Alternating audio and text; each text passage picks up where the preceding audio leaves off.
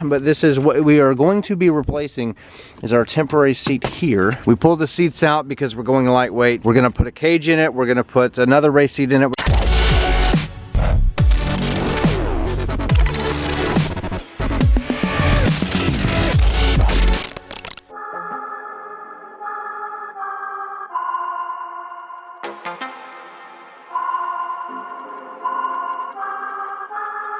What's up, guys? Welcome back to the channel. We are here with my wrecked 2019 Mustang. Yes, back at the body shop, and we are here to put back the seat that we took out. Something a little different this time. It is the fixed back race seat, and we have some special hardware that's going to allow us to attach it to the floor of this beautiful but I don't know, mess. They are fixing it. The door is on order. It's on the truck. Should be here today or tomorrow, and then they're going to move this car into one of these bays over here and finally get started. But I'm very excited because it's been a month and a half or so, possibly 2 months, that we've been without the car. I really miss it, and there is the damage all again. You guys are probably familiar with it. If not, I'll link some stuff above.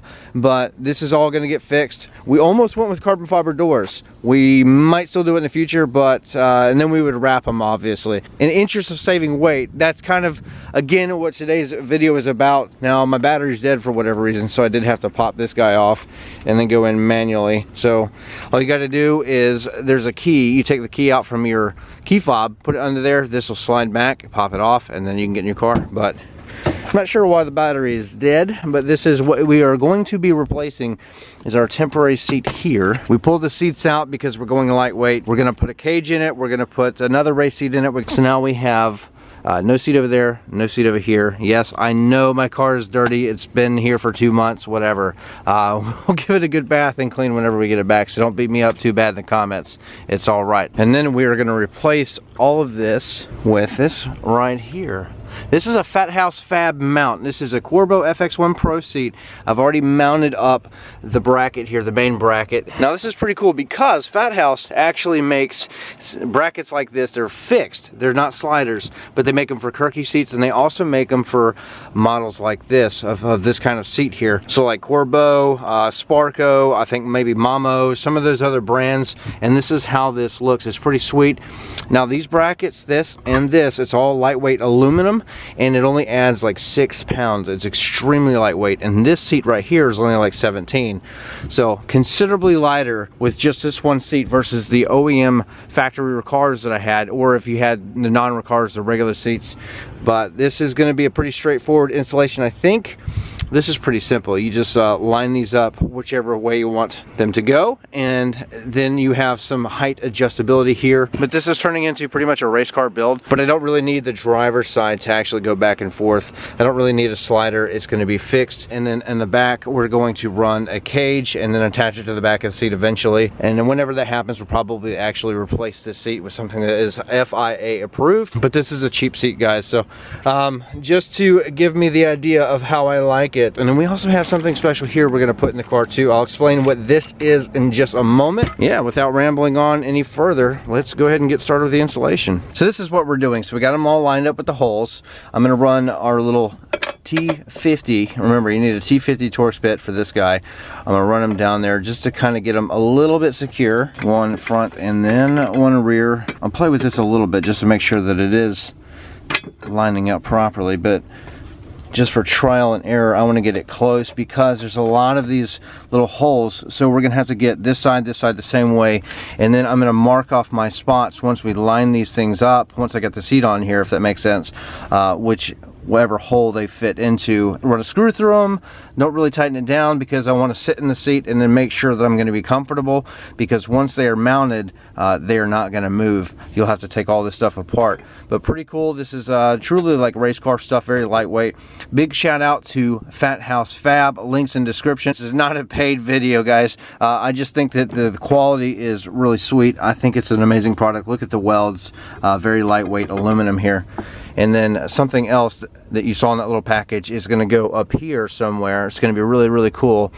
Very neat. But yeah, this is pretty much it. So we're going to continue, and you guys are going to be able to see the process. If you want to replicate this in your own Mustang, you can do that. This is truly like race car stuff. So we did have to delete the airbags, remember, so I got to figure out how to get that airbag light off. I got to do a little research, so we'll follow up in another video on how I plan to accomplish that. Alright, so once we get this kind of mounted on there, we're just going to play around with it, get it settled, and then getting to these bolts might be a bit of a headache underneath. I'm not really sure. So we're gonna get them lined up as best we can, and yeah, troubleshoot a little bit. Y'all see me flying, never drop down, smoking high, I am not round, I'm not round, no denying what I got now. Okay, so we have just some screws going through here. I haven't bolted down the bottom yet. What I want to do is carefully sit in the seat and see if I don't fall back. But yeah, this is kind of a pain in the butt. But you know, once it's in there, it's going to be in there. It's going to be good to go. So yeah, let's just see how it feels. But this is kind of how it's going to look. So pretty sweet. Very kind of race car like, I guess. I do like it. I do like it. They are it's honestly, it's a sexy design.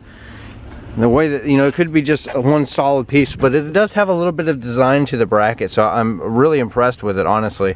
They're a bit expensive, but you know, they're about twice as much as like a regular Corbeau seat slider, but I really wanted to have a little bit of height. I like to sit a little higher in the car, and with the slider we would probably be another inch or two lower, because it would be basically sitting like on something about this height right here. So now if you can see that we are a little bit higher, and I have the adjustability to go back and forth. I can adjust my lean angle, I can go up and down. Okay, so now we're in our seat and we're just test fitting everything. This is how this looks, very snug. This is the FX1 Pro, and it fits up to about a 34-inch waist, so I am right there. No, I'm sorry, I think it's a 36. It's very skinny, very skinny.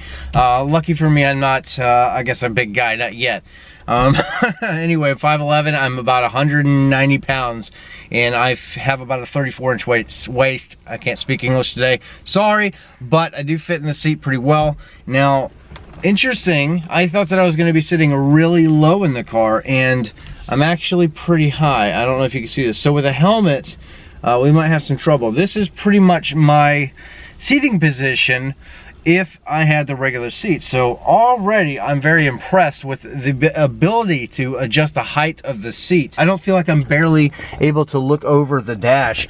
So that's very, very good news. But what we need to do is take all of this back apart and then actually take the seat down.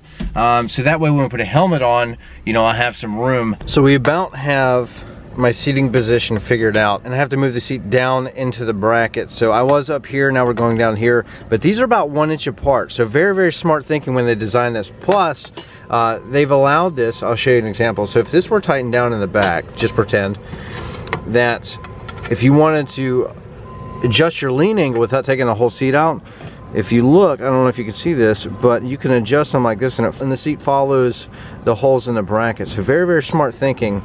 Very cool that they did that. So this makes for a very easy installation, and then on the fly adjustment. Very impressed. Fat House Fab. Again, not a paid sponsored video. I just want to give credit to where credit is due. So we're going to continue playing with the adjustment of this and then get it back on the seat. I think I figured out the perfect seating position, and then we'll be done. We'll move on to this, and that'll be the video. All right, so here we go. This is pretty much my fixed position here. I don't have it all the way down because I'm gonna have to move it again whenever I get home, but it's pretty secure. And when I sit in it, I'm at a very comfortable height, believe it or not. To get in and out, it's kind of a chore because you have, I mean, it's a race seat, so that's kind of self-explanatory, but yeah, where my eyes lie across the hood is about where they used to. And so what I need to do is probably at some point go take this thing home whenever it's finished and then drop the seat down maybe one more time. So I do want to emphasize again, instead of a slider, if you are 5'11", 6 feet tall, somewhere in that ballpark, instead of a slider, go with something like this, because you have the ability to adjust it this way, up and down right here. A slider won't allow you to do that. It'll just give you you know, side to side motion. So a little fine tuning, but once it's in there, it is in there. So now we are going to move on, finish up the video with this secret little awesome piece right here that's pretty cool. So this is going to be about a 2-minute install, and then I'll finish the video, guys. Okay, now we have a Fat Fab Go Fast Bits. We'll take that off for now, we won't need that. Little mount here, it's going to sit down just like this, and this is going to be for our boost controller. But pretty cool, it's going to fit basically in the factory screw holes there. It's very lightweight, it's not metal, it is made of like a 3D printed just plastic, but very lightweight and weighs nothing. But all you got to do is remove these 7mm bolts here and there. Make sure that that guy is open, because you won't be able to get to it and open it up later on. You can still plug into it once it's installed, but you won't be able to probably swing that door open. So we're going to leave it like that, and then what you do is you take these little washers that it does come with, and then you'll drop them down, and then it gives you new screws right there, and then those will go down, and then it will just mount up. So pretty simple. So now we just take our washers and put them down right there like so, and take our mount and put it over the holes, and then we're going to run the screws down through once you get everything lined up. And then that'll be it. That looks good. Okay, so now we have our finished product. You can close this after the fact, but to get it back open is going to be kind of a pain in the butt. So if that were completely closed, this is why they say to do that, because then you gotta really fish it to get it out. So we're just gonna leave it open, no big deal. You generally have something plugged in there anyway, and then you still have access to your USB outlet, so it doesn't hide any of that, but it is secured.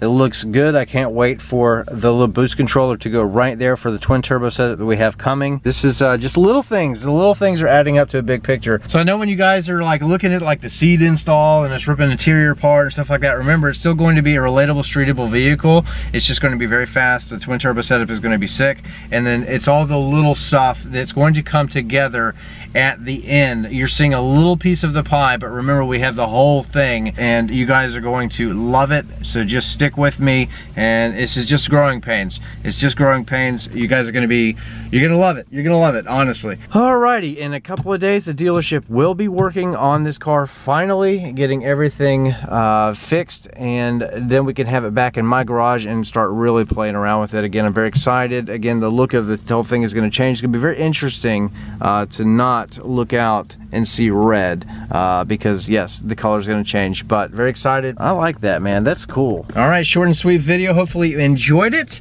Hopefully you guys have a good rest of your day, and I'll see you in the next episode. Just a sweet video that I think is pretty cool. Seat brackets and the little Fat House Fab mount. I love it.